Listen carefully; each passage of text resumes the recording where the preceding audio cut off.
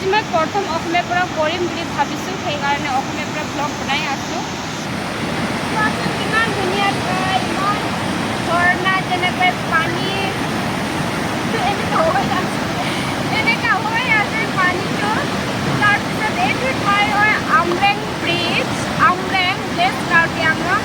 বহুত ধুনীয়া আছে, আপুনি আহি চাব পাৰে, ইমান ধুনীয়া। আৰু আমৰেং ব্ৰিজ মানে ব্ৰিজটো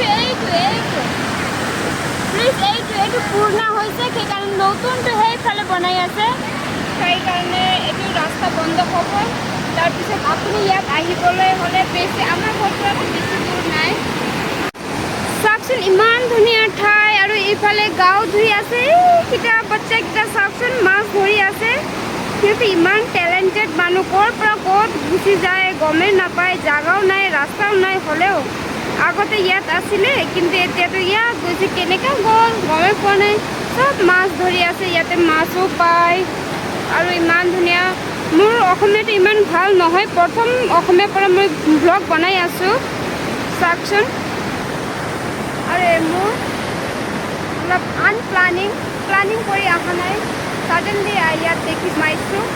চ' আপোনালোকে আহিব পাৰে, ইয়াতে বহুত ধুনীয়া আছে, অলপ মজা আছে। কিন্তু ইয়াতেতো গৰম দিনততো বহুত গৰম হৈ যায়, আছে না।